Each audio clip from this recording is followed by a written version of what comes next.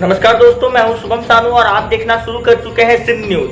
तो लॉकडाउन 6.0 दिल्ली में फिर लॉकडाउन की चर्चा के बीच ट्विटर पर ट्रेंड करने लगा रीलॉक दिल्ली। दरअसल बात यह है कि कोरोना वायरस संक्रमणों के बढ़ते मामलों में मद्देनजर राजधानी दिल्ली जो फिर से लॉकडाउन की खबरें को लेकर न केवल सोशल साइट्स साथ ही कुछ लोगों के बीच ही चर्चाएं हो रही है।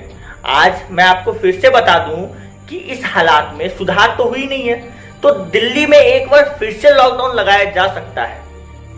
पिछले एक पखवाड़े से कोरोना वायरस के संक्रमणों के मामलों को देखते हुए एक बार फिर सख्त लॉकडाउन लगाने के लिए तैयारी चल रही है। वहीं इसकी पुष्टि ना तो केंद्र सरकार कर रही है, ना ही दिल्ली सरकार का कोई भी मंत्री या अधिकारी कर रही है। इस बाबत कुछ बोलने के लिए तैयार है। तो वहीं चर्चाओं के बीच इधर रीलॉक दिल्ली ट्विटर पर टॉप ट्रेंड में आया है।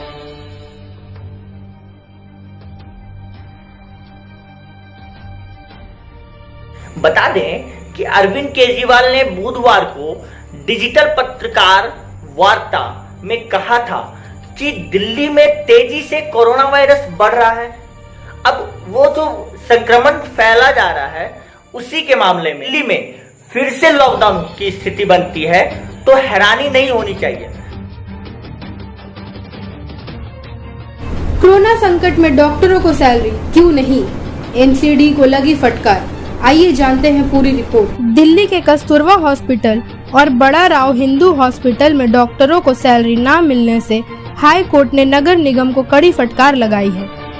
कोर्ट ने कहा कि आप इतने व्यस्त हैं कि डॉक्टर को तनख्वाह देने तक का आपके पास वक्त नहीं है। इस वजह से डॉक्टरों के सामने समस्या आ खड़ी हुई है। डॉक्टरों ने 18 जून तक सैलरी न मिलने पर सामूहिक इस्तीफा की धमकी दी थी।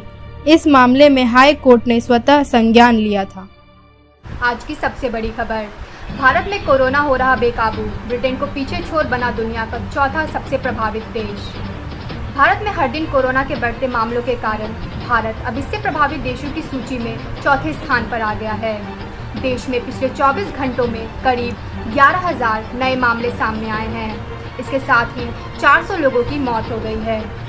साथ ही देश में कोरोना के कुल संख्या 3 लाख के पास पहुंच गया है। आपसी नाली की छोटी सी रंजिश में हुआ गोलीकांड, जिसमें गई एक की जान।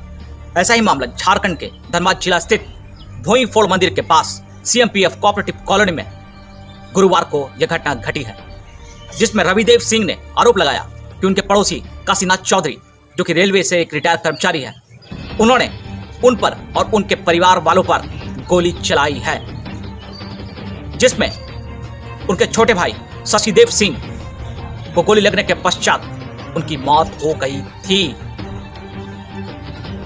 आइए इस पूरे खबर को देखते हैं इस रिपोर्ट के माध्यम से। रविदेव सिंह ने बयान में बताया कि महिलाएं चला रही थी पत्थर, पुरुष दाग रहे थे गोली। इसी क्रम में मुझे और मेरे भाई पर भी फायरिंग की गई। पुलिस ने उसके बयान के आधार पर 2 महिला और 2 पुरुष को गिरफ्तार कर लिया है, जिसमें मुख्य आरोपी काशीनाथ रेलवे विभाग से रिटायर है। वे गिरफ्तारी से बचने की भरसक कोशिश में लगे हैं। इस क्रम में पहले अपने आप को चोटिल बताकर पीएमसीएच में भर्ती करवाया। बाद में ठीक होने के बाद भी वे रेलवे अस्पताल जाना चाहते थे। हालांकि पीएमसीएच के डॉक्टर की तरफ से ठीक होने की जानकारी मिलने के बाद उन्हें जेल भेज दिया गया। घर वालों की अकड़ में अकेला रह गया मासूम। हम यहाँ यह बताते हुए चले कि 7 साल का अंकित अब अकेला रह गया है, क्योंकि न अब उसके दादा दादी और न ही उसके माता पिता उसके साथ हैं। सबको पुलिस ने गिरफ्तार कर जेल भेज दिया है और अंकित को उसके मौसा के पास भेज दिया।